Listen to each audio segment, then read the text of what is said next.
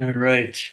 I will motion to start this meeting at 2 o'clock. It is the Environmental Advisory Committee, and today is January 28th, 2026. Can I get a second? I'll second. All in favor? Aye.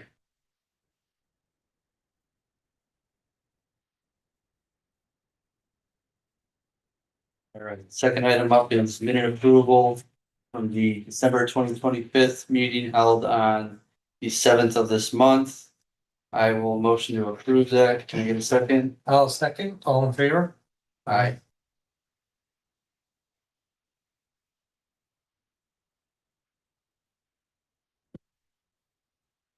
First item up under old business is 940 Lawson Road. I don't believe we have representation for this project today. And there's no update at this time.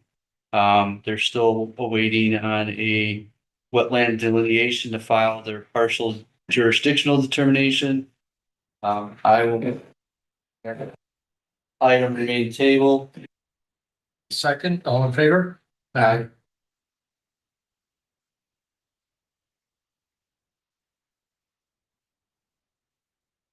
Okay, second item under old business is 3419 Broadway. Which was a proposed merger, 3 parcels for 53,000 square foot building. For commercials, tire storage and servicing. This item has not seen any additional items filed from the applicant. The DEC was requiring, I believe, a discharge permit.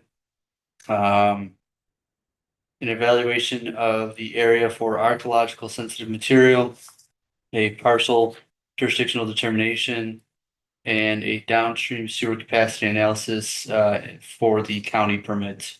With no additional information and no representation, I will motion to table this item. I'll second. All in favor? Aye. Aye.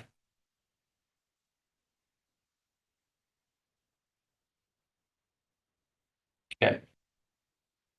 Third item under old business is 0 and 100 McKesson Parkway.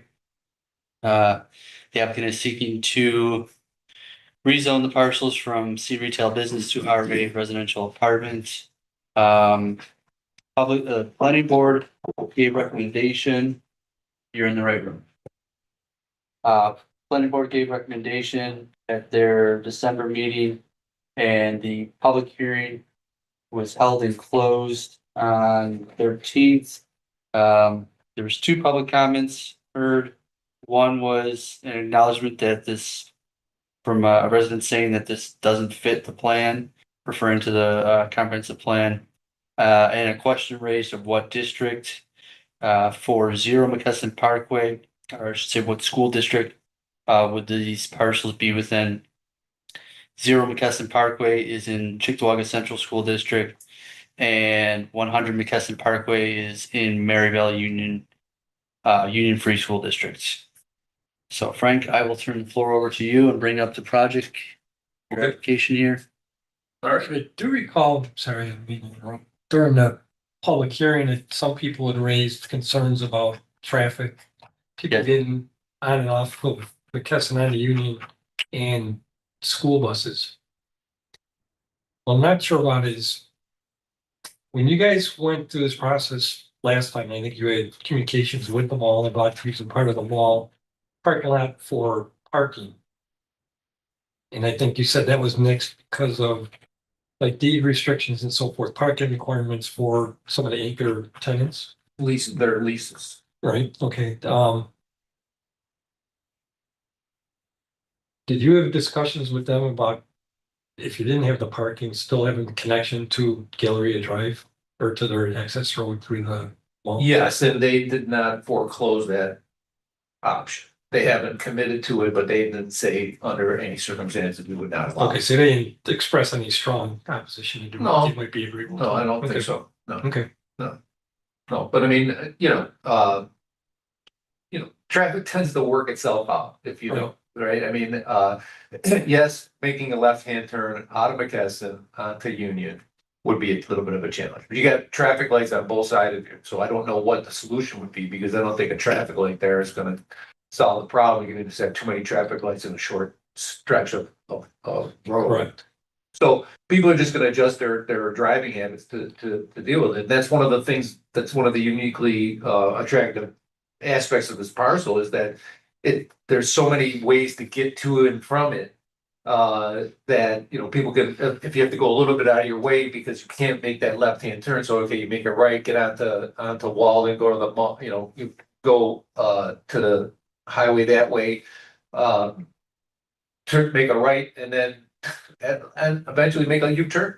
I mean, people do it all the time around here. You know that we get divided highways everywhere. You look, people are doing U-turns, you know, on a lefty. So, is it ideal? No, but I don't think that you know, the only solution that would be there would be a traffic light. I just don't think that, given the sequencing of traffic lights that are already there, would make a lot of sense. Something else to keep in mind too, from a traffic management standpoint, this currently is a C retail business district. So depending on the nature of use that could go in there now, you may see more volume of traffic than a residential. Correct. Yeah, and I think when, you know, again, we had a traffic study done back on the first go around. And that was for 340 units, and they concluded that there was sufficient capacity in the existing network to handle that traffic. Now, we're gonna be less than 50% of that density at 160 units, so you know, those conclusions were only enhanced by the reduction in density. And I think somebody might have brought up during the public hearing a question about when they were discussing traffic and traffic impact, how the new development project across the street might impact that also, because it was done after the traffic study was so forth. But I almost think with you reducing your density by 50%, or closing it, maybe a little bit more than 50, then that more than offsets any impact you're gonna have from that property across the street. I agree with that. The property across the street isn't going to generate the whole, I don't think, a significant additional amount of traffic beyond what's already on that highway. Because I think what a project like that isn't generating traffic, it's profiting from the existing traffic. Right. As I say, you might, depending on, because do we know what they're putting in there? Because there is a drive-through there, right? So it's gonna be like a Starbucks or something like that. Yeah, yeah, I mean, but I mean, a coffee shop like that doesn't generate traffic. It's like it's capitalizing it. Like, I'm not gonna get off the highway and go to that coffee shop because it's there. I'm happen to be there and I want a coffee, I drive in. Well, let's face it, there's enough Starbucks and Tim Hortons. Yeah. People go to the one that's most convenient for them. They're not gonna go out of their way to go to this one. Well, that's the whole point of it, of convenience. That's why they call them convenience stores, right? Because they're easy to get to and out of because you're already there, right? And that's why there's such a proliferation of coffee shops, drive-throughs. And getting back to the whole access to the gallery, access road, I would think the mall would be in favor of that, because now you're giving access to the mall to the 300 people or so that be residing in your apartment. Well, I mean, that was their goal all along, was to have this property become a multifamily development, because that's Pyramid sees this as one of the ways to enhance the prospects of all of its malls. Like, they had excess land around a lot of their malls, and they're trying to get. They're not a residential developer because they could have done this on their own. They're a big time development company, but they just don't do residential. So they're selling out pieces near their malls in order to do this. They have another piece, Loop Road, that's opposite Target. There's like 10 acres over there. That they've had a for sale sign on forever.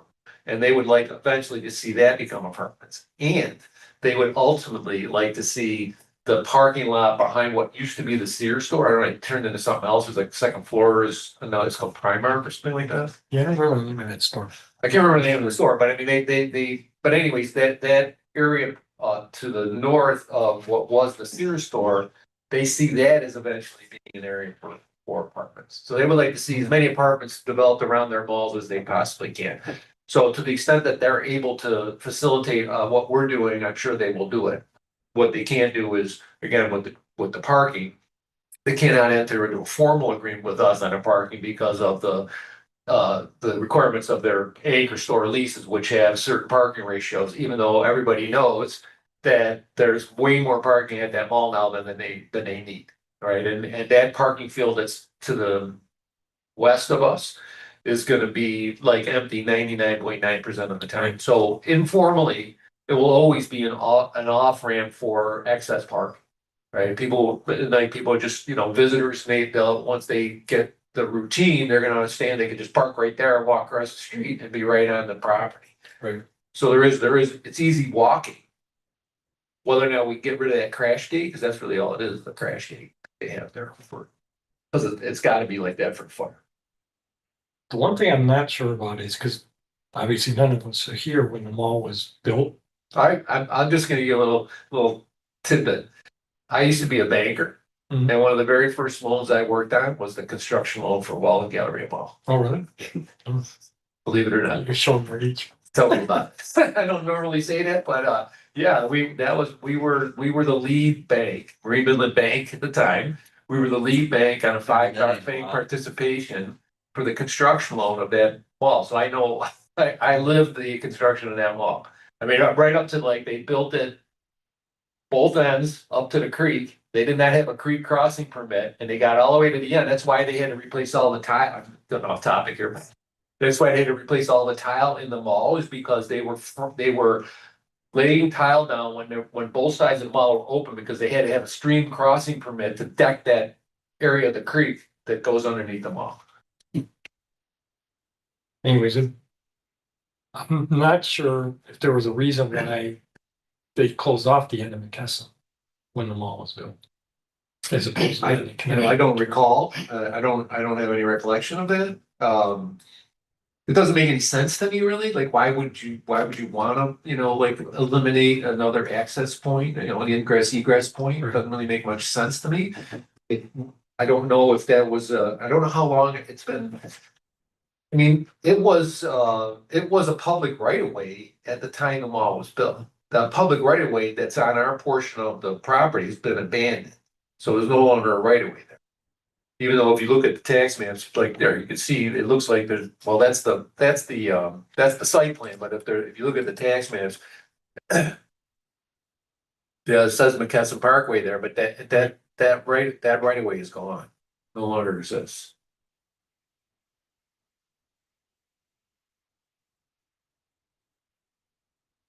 So the short answer is not really sure why. Honestly, I haven't had a chance to look through our old files and see if there's anything there about McKesson, but I'll have to do that at some point. Yeah. But other than that, I mean, if you want me to go through some of the history of it, I can, or it's up to you.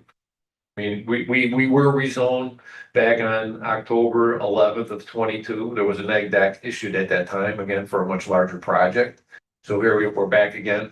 The reason we're here is because of the code issue, which is that if you get a rezone, you have to file a building for a building permit within 12 months of the rezone, right? Which is a literal impossibility in almost all cases because of like time that it takes to go through the process. Thinking about you get a rezone and then site plan. Once you have a site plan, then you can go to design. Once you go to design, then you can go to permitting, and then the permitting takes who knows how long, right? I mean, I'm stalled in Grand Island for 17 months at DEC because they can't make a decision on a sanitary sewer extension. So, like to be able to, then we brought this up at the public hearing, is that I was saying to them, we're gonna have the same problem that if the rezone is granted, we're not gonna be able to get to a building permit within 12 months of that date.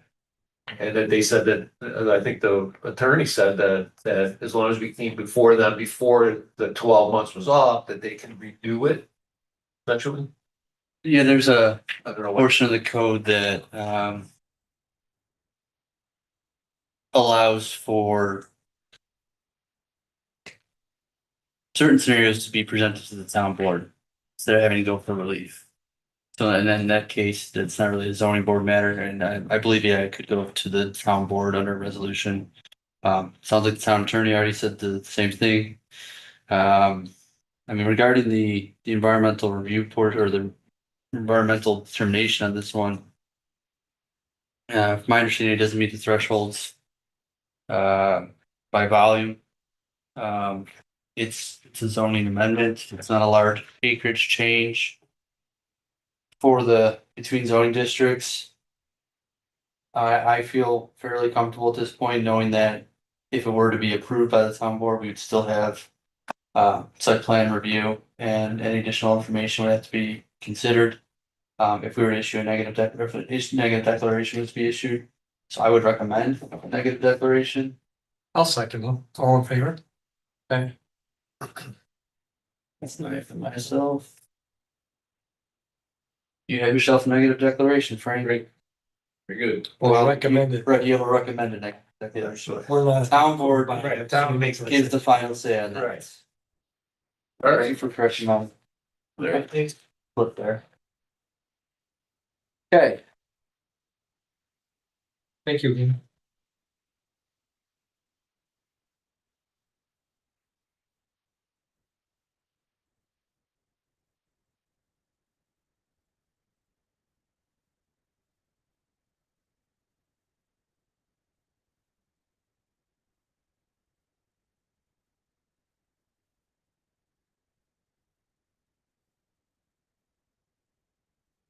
all right, so, next item up is under new business.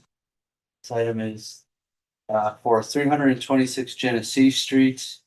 It is the western parcel of the two parcels. There's two parcels with the address of 3126 Genesee Street. And the proposed is for redistricting of the lot from CM General Commercial to MS Motor Service. Keep in mind that a special use permit and site plan would still be needed. Planning board has given recommendation to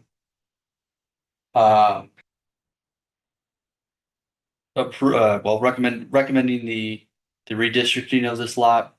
The Erie County Department of Environment and Planning has given no recommendation and left this as a local concern. Can you pull it up on the GS so we can see the Yeah, property lines? let me do that. And we have Mr. Martin Odell. Yes. I apologize. I owed you an email. I didn't send it. I got taken out of the office for a day. I apologize for that.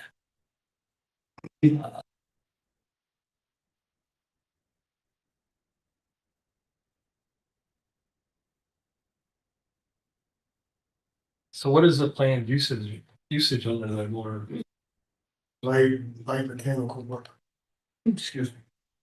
Light mechanical work such as brakes, tune-ups, inspection of the vehicle. So the residents or the customers can go get their inspection sticker. They'll have to pay the inspection station.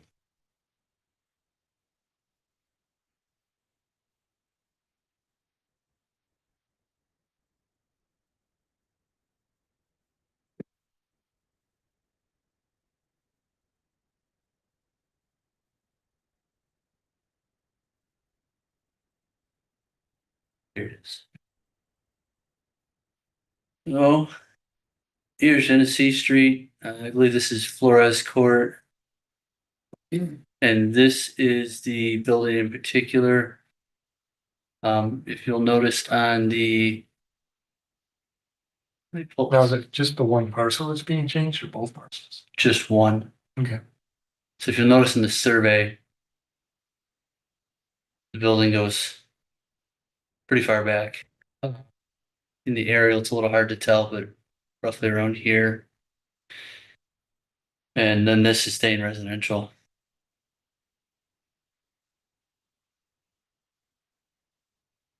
I can pull up street view as well if you want. That would help.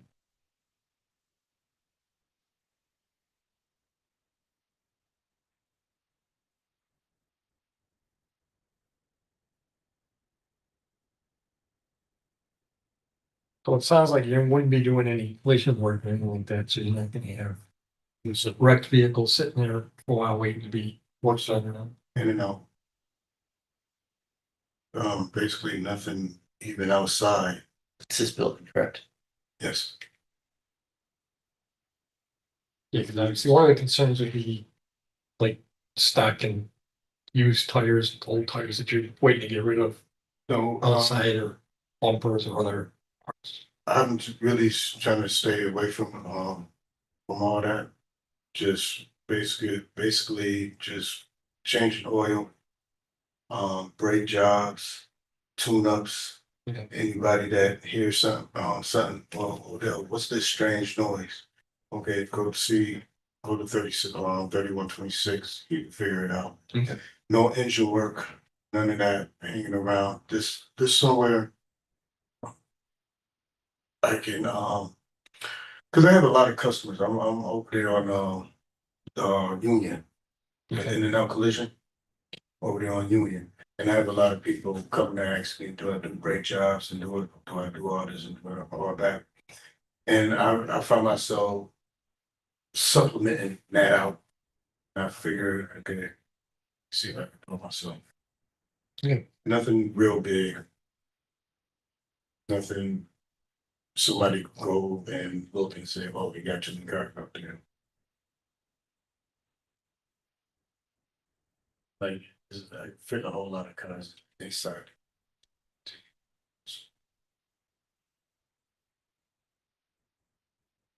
So you would be doing like new tire? There's too many of those. Is this driveway shared with this home? Somewhat.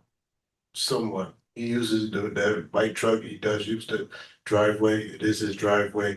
If you see the light area and the dark area, that would be basically the garage. Okay. Yeah, right there. So it's two separate owners actually? No, same. Okay. A quick question. Yes, Drew. Can you guys hear me okay? Are there any planned improvements to this structure? I see it's just a rezone on the agenda right now, but is there a plan to do any improvements or change the structure? So Drew, there would still need to be, if this were to be rezoned, sure that would need a special use permit and a site plan. Due to the special use permit and the change in use from what it is. I think here it is. The only improvement is a office space build out on the interior. Is there a restroom? No. No? No. Okay, our inspectors may, if you were to get this rezoned, are gonna talk to you about that. I don't know what the requirements are, but I believe you are required to have a restroom. So keep that in mind. That help answer your question, Drew? Well, yes, it does, but I also wanted to touch on if there's a floor drain or what the anticipation is. If you're talking about oil changes and other maintenance, like stuff like that, that might have contaminants that come off of a car or brake dust or whatever. I'm just curious as to, I know it's a rezone right now, but what the plan would be for keeping that. I mean, where is it going, I guess is my question. There's a drain, you pull it back up. Picture. Right there between the truck and the house, there Yeah. is a drain right there on the grass. The water go down. Right, but I think what Drew's asking is for like, say you're doing an oil change, you spill Inside. some oil on the floor. It's gotta go someplace. Yeah, you can do like the quick dry and Right. pick it up and all that, but. I can't speak to fully how the engineers and the building code works, but.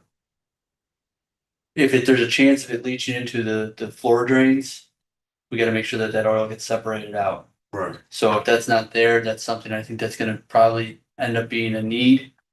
And are you aware if there's an oil separator on site? Water separating. Yeah, and then we'd have to make sure that it's also connected to the sanitary sewer, not the storm sewer. Okay. That's something that. Well, and my assumption would be is if there is a floor drain, it's possible that it just goes to an infiltrator sump. And so if that's the case, that would need to be modified.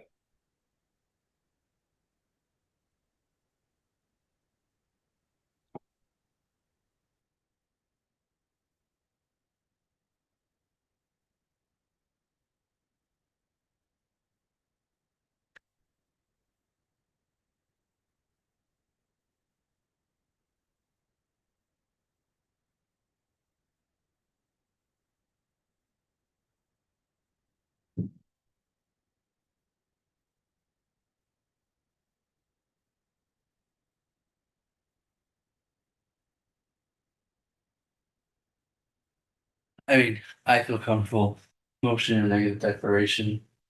Does anyone else have any reasons not to? I'm all good here. All in favor? I, Okay.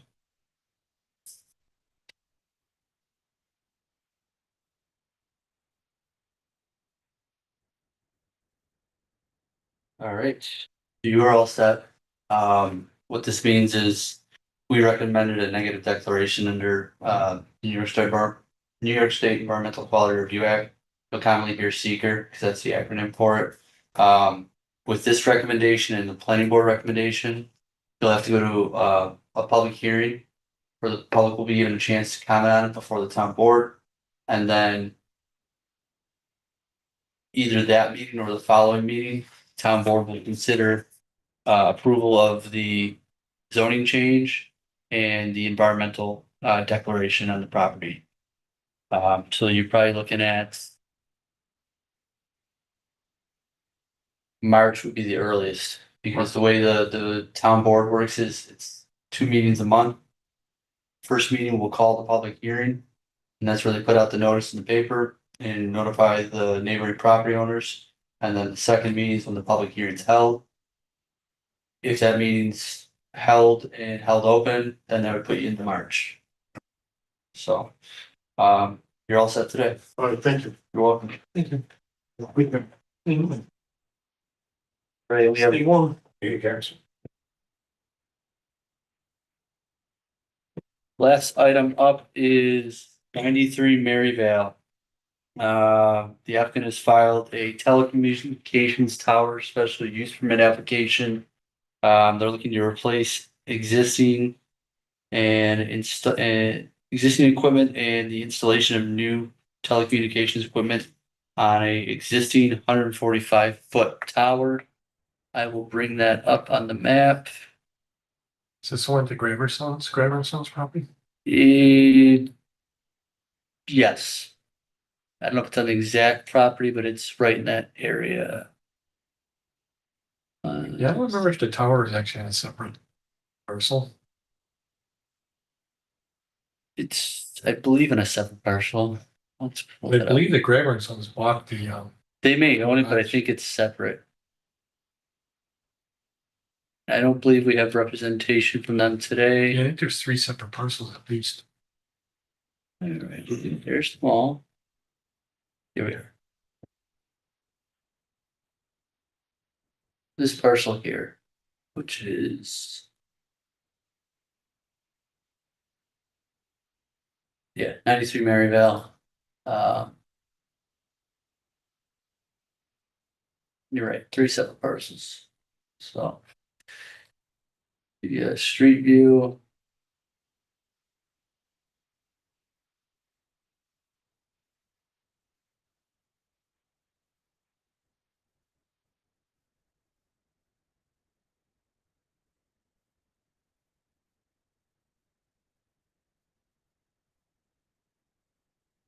There. I mean, for something like this, They're talking about replacing some of the equipment that's up there Yeah. already and adding. Yeah. I can tell you how much equipment they're adding.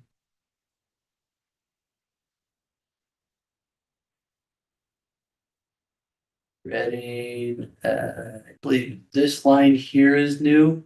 The structure that it would be on is already existing. And then,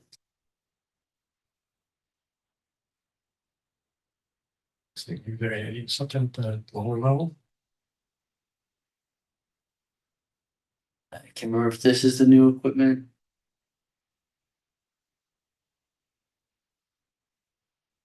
Up here it is. You kind of see the breakout where you have these being replaced here, and then additional equipment here along this arm. These two are being replaced. These two are being removed, 2 additional ones, an additional one here. And it looks like an additional arm or additional equipment off here.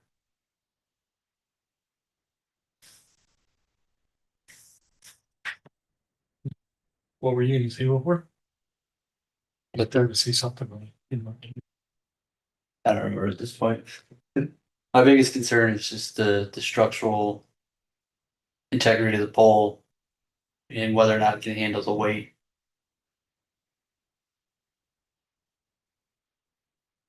We can specifically request they provide I'm assuming it's somewhere, documentation that in has there. been reviewed and approved.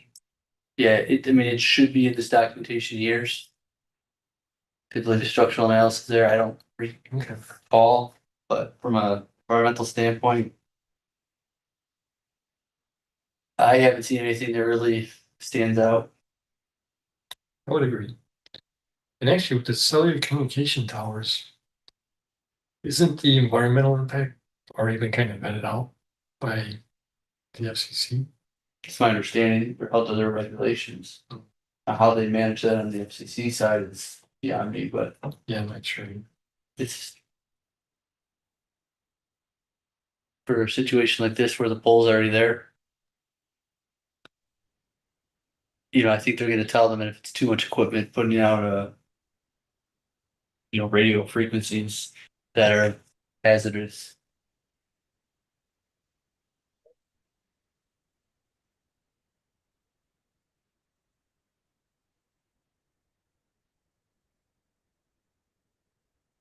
Is there a comment period applies to this one? This one, no, because they're unlisted. No. Drew, do you have anything to add? No, it almost seems like it should be a type 2 type situation where it's just like, kind of like Pat said, where it's already been vetted. Yeah, I thought it would be type 2, but I looked at it because it's not within a utility right away. And it's on private property, it changes that. I don't know if that changes for the lease land, but I don't know. Yeah, no, I don't have any comments. Okay. And as you guys said, we'll get to see it again for the structural portion of it that doesn't necessarily apply here. well, I'm okay with motion and negative declaration. I'll second it. All in favor? Alright, Aye.